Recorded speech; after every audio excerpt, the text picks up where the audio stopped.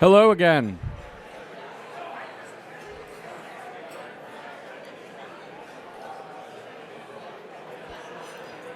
Hello. Thank you for that. Thank you. All right. I'm back. So, the Paradigm Award is Breakthrough's annual offering to researchers, public intellectuals, and practitioners whose work we believe advances the effort to build a future that is secure, prosperous, and free for all the world's inhabitants on an ecologically vibrant planet. Past honorees include Stuart Brand, Jayashri Roy, Emma Maris, and Kelsey Juma, among many others. We're thrilled to add to their ranks the recipient of this year's Breakthrough Paradigm Award, Charles Kenny.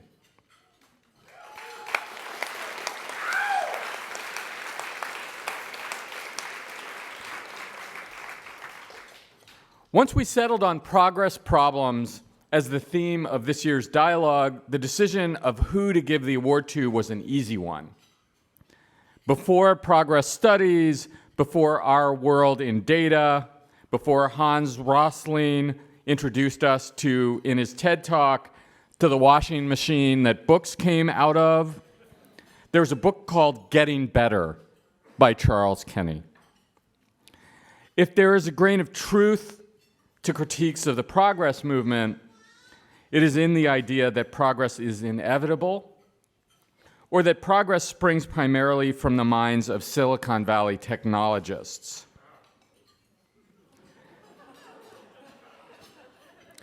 These are not critiques that can be plausibly levied at Charles, as he has long focused our attention on things like education, public health, and governance institutions, without which, he argues, progress could not occur.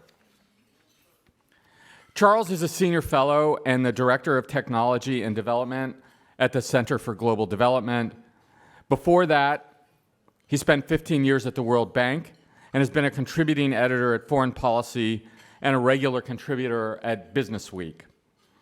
In addition to Getting Better, he's the author of The Upside of Down, and most recently, The Plague Cycle, a book on pandemics that Charles was working on long before COVID, proving both his prescience and also disproving the idea that scholars of progress focus myopically and only on the positive.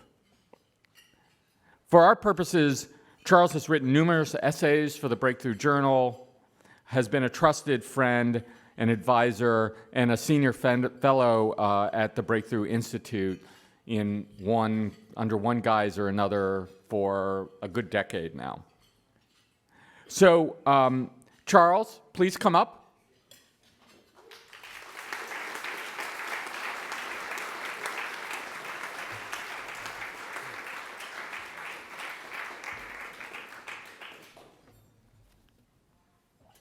Congratulations. Thank you. Look at that. Oh. It's like a gigantic orb of progress. The orb of progress. Thank you so much. Thank you. And I'd like to invite Kelsey Piper up from Vox, who has written extensively about the progress movement and will interview Charles. So, welcome.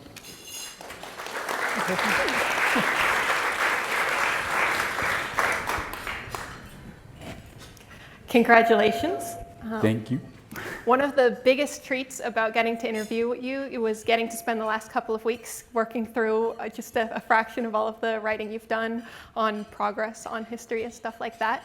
Having done this, I have formed a theory of Charles Kenny, which I bring to our audience. But I wanted to ask you first what you see as common threads across the plague cycle and Getting Better and everything else you've written. What questions you sort of keep returning to? Well, thank you. And can I just first say I am chuffed beyond words about this. The Breakthrough Institute as an institution, I think, focuses on the world's big problems and does so in a way that is ideologically inclusive, pragmatic, and just produces fantastic outputs that I use a lot in my work, and I know have a huge impact in this policy field. Everything from Diablo Canyon up to critiques of planetary boundaries and so on. I mean, just fantastic. And then there are the people, the Teds and the Alexes, and the Rachels, and they are just fantastic people. They are wonderful people to be involved with. And then there is the broader community, the you. And I've met so many people here who I admire from so many different fields. It's just awesome. And to add to that, the list of people who've won this award before, I mean, including Kelsey and so on, to be in their company is a massive honour. So thank you. And in some ways, that's sort of kind of the answer to your question. I think the thread that I hope sort of drives through this is through the work I do is that it is looking at sort of big global trends mostly, and how things are changing, and pointing out the positive, pointing out the progress, and trying to look for pragmatic ways to make that progress continue. So I do think there's a tendency when you look at like a trend line that's been moving for 200 years to be like, that's cool, I'm glad we're writing that trend line and not a different one that's getting worse. But clearly we can't move that big long line. And I'm curious where you see the trends that, there is the most potential to impact. So, I mean, when I think about sort of progress, if you will, there's stuff progress and then there's non-stuff progress. Stuff progress is the physical things, the stuff that engineers and physicists and chemists and biologists deal with. And there, I think we've seen straight line trends all over the place, right? Moore's law, RIP, but for a long time, even when it comes to child health, and that's largely been driven by technological advances in agriculture, in health, and especially antibiotics and vaccines and so on. Even when you look at problems of the environment, the progress in SO2 pollution sort of down globally from its peak, NO2 down from its peak, done reasonably well with the ozone layer. We actually solve those problems. We do manage to fix them in the end, quite often too late, quite often after millions of people have unnecessarily suffered or unnecessarily died, but we do seem to actually, in the end, largely fix those problems. I do think, and especially after the last few years, you have to ask if we do as well with the progress which is sort of non-stuff. The relations between people, progress towards tolerance. Now, I think we have seen a lot of that. I'm on Team Pinker. I think the better angels are winning, but the battle is longer and harder and with larger regress than it is on the side of sort of more material progress. And in a case like climate change, where we see sort of a fascinating stuff and non-stuff problem, where we need to do the engineering and we need to get people to, both enable the conditions for that engineering work to happen fast enough and then put it in place as it happens. I mean, pandemics are another case like that, where... So, I mean, take pandemics. I mean, you can see the last 3 years in sort of two different ways, right? One is of immense human progress driven by human cooperation. So when I got my first Pfizer shot, we are talking about a vaccine that was, developed more rapidly than any vaccine in history. It was developed in an effort that involved the world. So you had the Hungarian scientists working in the United States who did some of the underlying research on mRNA. You had the children of Turkish refugees in Germany who actually developed the vaccine. You had the Greek who moved to America and ran the company that produced it. In my case, you had the Vietnamese woman who actually stuck the injection into my arm, now living in the United States. It was global cooperation at its best. It was a sign of what we can accomplish. And yet at the same time, it was also, I got my shot, I can't remember when, but, fairly early on, at which point almost nobody, including a whole load of people who needed the shot way more than I did in developing countries, had got it. And only recently can we now say that this is the fastest vaccine rollout in history worldwide. It has been the fastest vaccine rollout in history for rich countries for a while. For low-income countries, it only became the fastest vaccine rollout worldwide about 3 or 4 months ago. And so we failed miserably on the grounds of equity. And also, of course, we failed really badly at implementing effectively a whole bunch of interventions that we've known have worked against this kind of disease for 100 years. So the cover of the plague cycle, the book Ted kindly mentioned, is of death doing his worst with his scythe. It comes from a picture that was actually about the plague in northern China in 1911. In 1911, the response to that plague was to mask everybody, social distance, keep people apart.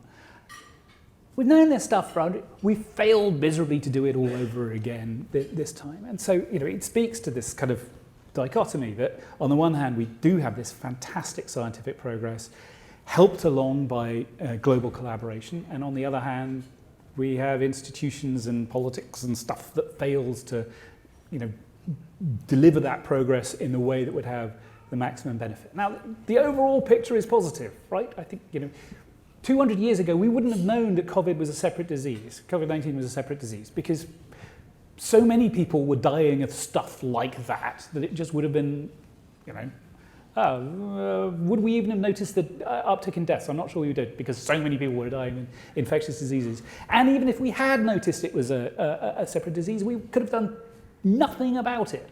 And here we are in this much better place. So there's that sort of positive side of the story, but at the same time, how much further we have to go when it comes to using that power we now have.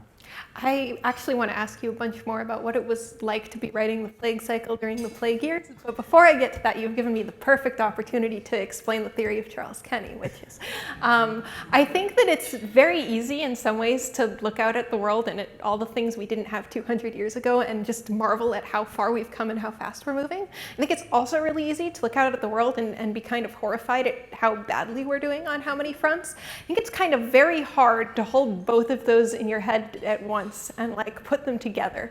And I think the common line in all of your work is deeply felt yes, we're doing so well, and yes, we're doing so much worse than we could be doing. Thank you, and yes, and I agree. The fact of progress makes us sort of morally bound to make it happen more, right? The fact that we can do this, the fact that things aren't inevitable and won't always be terrible, means we should be out there making them better. And I think it's a really important part of the progress movement, such as it is. It cannot be something that says, hey, look, things are getting better. Let's rest on our laurels. This is a reason just to sort of, we need to push back against the degrowth people, but otherwise, we're good. We do need to push back against the degrowth people, don't get me wrong. But we also need to take it as a call to action. It is a reason to do more, to try harder, to make this work better for more people. And that we can do it means we must try harder to do it. Yeah, Thank you. So I am curious, you were working on the plague cycle when COVID hit. Did you feel like you had some historical perspective on what was happening? Did it take you by surprise? Did it change sort of your thinking about plagues and your writing of the book? I guess it took me slightly less by surprise because, just I've been thinking about new diseases emerging all the time. So it's like, oh yeah, look, here's another one. It made me no better at all at predicting what would happen, partially because the history of new emerging diseases involves a lot of diseases that we were really worried about that go nowhere. And so my optimistic self, I was like, oh, well, hopefully this is another one of them. And so, if anything, it made me worse at predicting the future. It did make it easier to sell the book.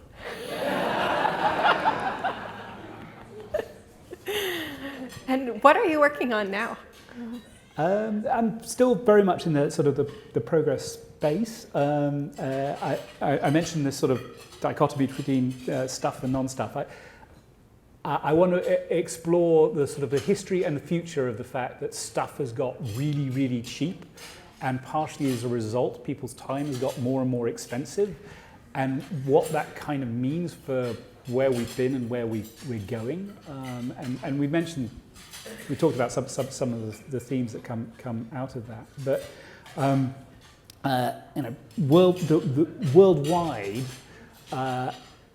food has got a lot cheaper and time hasn't, for example. And an easy way of thinking about that is in 1800 when Beethoven first conducted his first symphony. It took about 60 people, about 30 minutes to get through the symphony.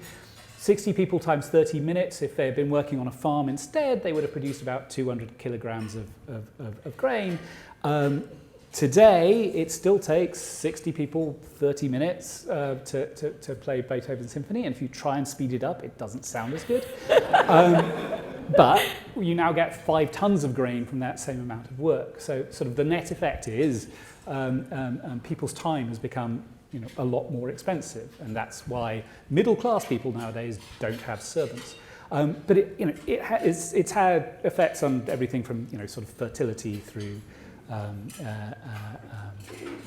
what people do for a living. The funny thing is, even as time has got more expensive, more and more of what we want is other people's time. So if you look at the percentage of our earnings that we're spending on stuff compared to non-stuff, the percentage we're spending on stuff keeps on going down and the percentage we're spending on non-stuff keeps on going up.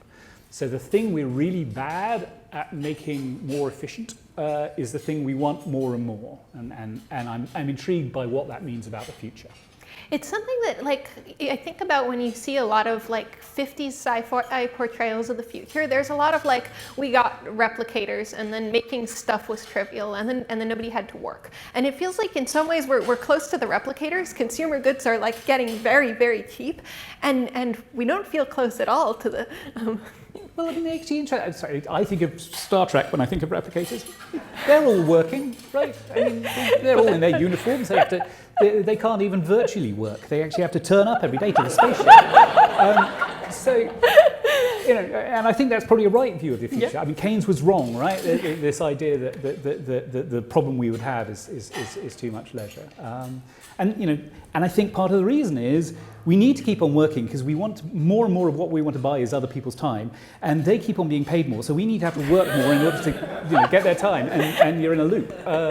So anyway, that's the kind of thing I want to think about. Yeah. That's a really cool. I will look forward to reading that book when it comes out.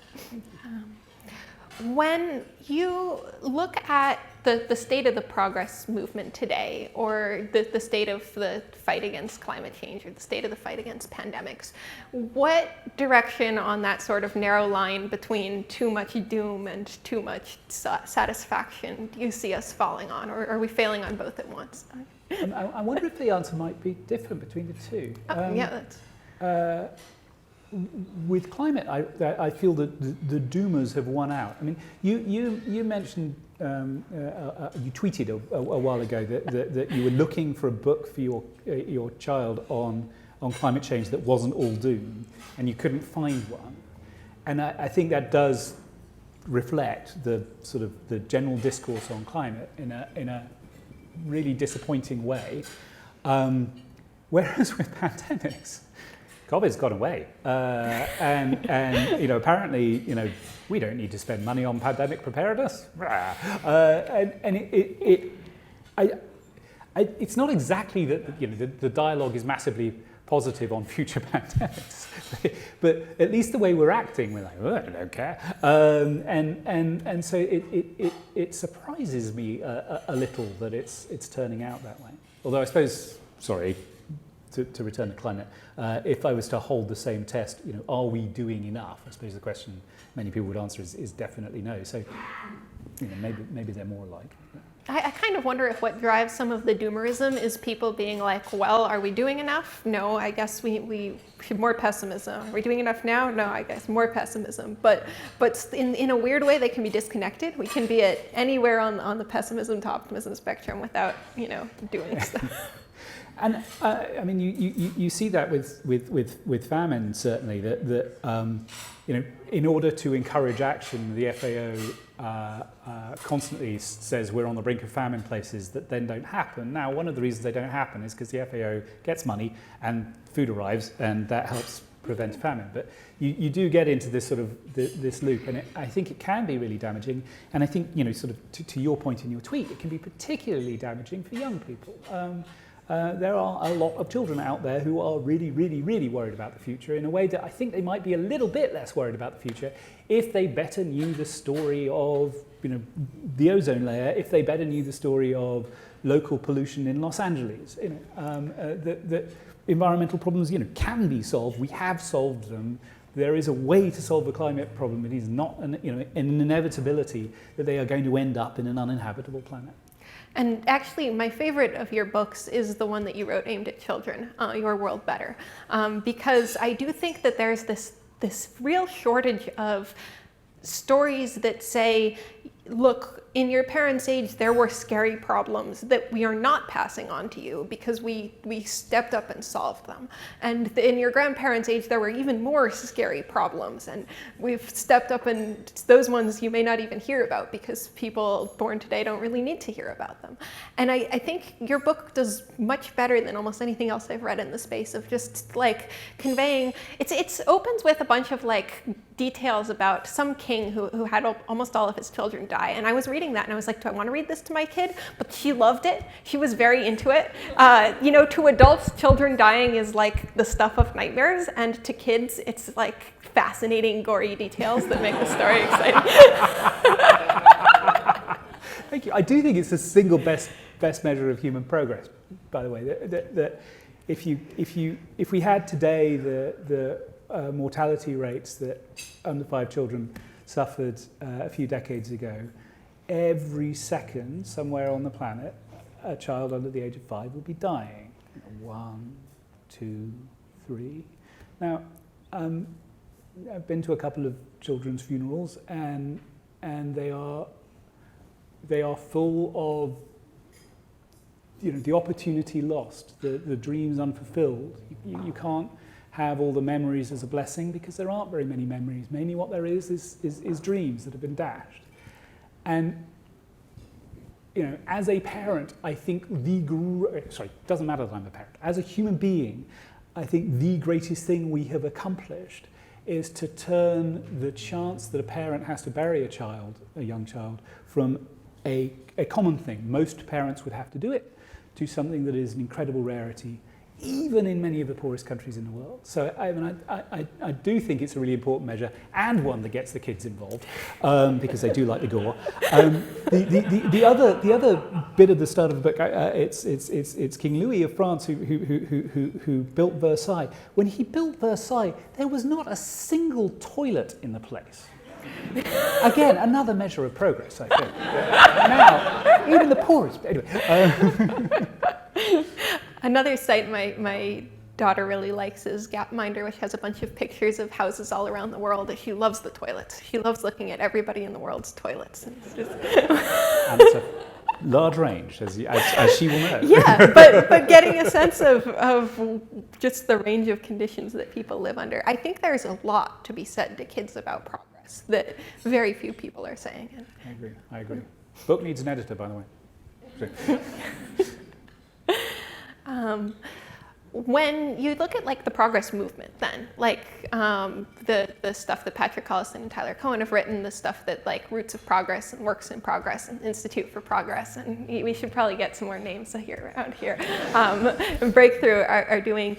What are you most excited about? What seems to you like work that you'd particularly want to see happen? I am very keen that it is a movement around sort of action rather than complacency. And I mean, one of the things I admire immensely about Breakthrough, but also some of the other institutions you mentioned, is that they are very much about action rather than complacency. They come out with a lot of sensible recommendations around how if you spend more on research, you might get more new inventions.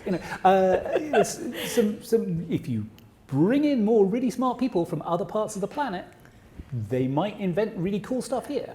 It's not sort of rocket science, but it's really important to say. And by the way, it has the advantage of being true.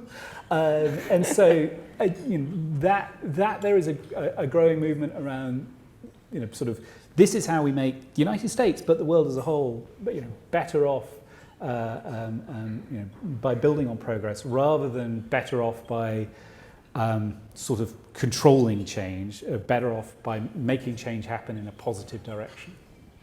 I'm interested in that. Like, what do you think of as the distinction between like controlling, like, obviously a lot of people who are, opposed to the solutions to climate change that would be popular in this room, like think of themselves as like trying to get the good solutions and not the bad ones. What do you think of as like the core mindset that helps you? I think, Ted sort of mentioned it earlier. It's there's the kind of, you can go back or you can go forward, if you will. The problems we have today are better than the problems we had yesterday. So if your solution to the problems we have today is go back to the problems of yesterday, that's a bad solution. And so, which leaves you with the other option, which is to come up with new solutions. And if there is a heart to the progress movement, I hope it's that.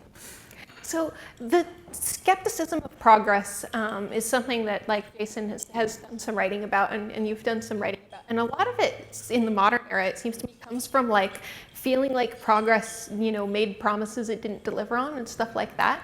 I'm curious, like, to what extent you think that the backlash against progress is like, people reacting to genuine shortcomings or people sort of going off in the wrong direction? Like, what do you see as driving that? I think there is something to it. I don't think it's that we don't have flying cars. Flying car would be nice. As somebody who's about to have to start putting a kid on my car insurance, I'm more interested in self-driving cars. But there is some of the progress in some areas hasn't been as some material areas hasn't been as fast as we want. But again, this comes back to sort of the non-stuff element. Progress in non-stuff areas is more ropey, and in some ways, the more that what people want is non-stuff, is other people's time, other people's respect, things that you can't produce out of a factory. The harder it gets to actually sort of really progress. And I'm a bit of a skeptic of the happiness literature. I don't think that we ought to be maximizing subjective well-being on a scale of 1 to 10 as our sole public policy aim. But I do think the subjective well-being literature points you in a bit of a direction. It has been flatlining in many countries around the world, many rich countries around the world over the last 10, some cases 20, 30, 40 years. It depends what question you ask, blah, blah, blah. But anyway, there's good reasons to think we're not seeing a massive increase in happiness. And so, if people thought that what material progress was going to deliver was sort of human perfection, they're right to be disappointed. I guess I would say I think they were naive to expect it in the first place, but that's easy after the fact. I guess I do find it sort of worrying that material progress hasn't produced more happiness progress or subjective well-being progress. And maybe you're right, and cost disease is a huge driver of that. And maybe more material progress will, in fact, help. There's certainly a lot of stuff invented in the last 20 years that's really good, and I don't know what's coming in the next 20. But it does seem like, if I'd been around 20 years ago, which I wasn't, I would have been like, yeah, when we're all a lot richer, like that will improve human happiness because stuff is good actually, and stuff makes people's lives better. So I think it's improved human life, and I come back to mortality. Just fewer people are dying before their time, and I think that's fantastic. Now, if you can't see that on a poll question of when you take your life as a whole, do you consider yourself very happy, somewhat happy, or not happy at all? No. It's still progress, right? And so, it behooves us to have a range of measures, I guess, for what counts as human progress. And relying on, just one poll question would be an unwise way to go. I'm even more excited now for your new book. So I guess the other thing I'd be really interested in is what ways you think the progress movement is maybe barking up the wrong trees, or not focusing on the most important questions it could be focusing on, or just could be doing more. So this may be more of a swipe at effective altruism, which I really admire, but I think there is a temptation to look for solutions that the individual can have a big role in carrying out, if you will. And more of the big problems we want to overcome are about collective action. And so, while I think there are a lot of individuals on this planet who've done incredible things to invent new stuff or create in a particular way. Most of the story of progress isn't about that. It is about large communities coming together to act, often through the market, sometimes not through the market. Various different ways these communities come together to act. I kind of wish more of the heroes of the movement were bureaucrats, which is a hard sell. But still, I was actually sort of recently sort of thinking about this and racking my brains for how could this be solved? And Hidden Figures maybe is a movie that kind of actually does celebrate bureaucrats coming together to get somebody to the moon, yay! And so maybe we need more of that, please, and more of that in the sort of overall approach. That this isn't something about fantastic individuals. For individuals can be fantastic, and there are many of them. This is about collective action. All right, I would love to talk to you all evening, and actually I think we're at the same table, so maybe I just will do that. But I think we were told to keep the time on stage. It's somewhat limited. Are there any last thoughts you want to sort of open the Breakthrough Conference with, or invite people to think about over the next couple of days? No, I just want to say again, thank you. I meant to. I think what you're meant to do when you get this kind of opportunity is say how humbled you are by the experience. I'm too busy being happy. So thank you, Kelsey.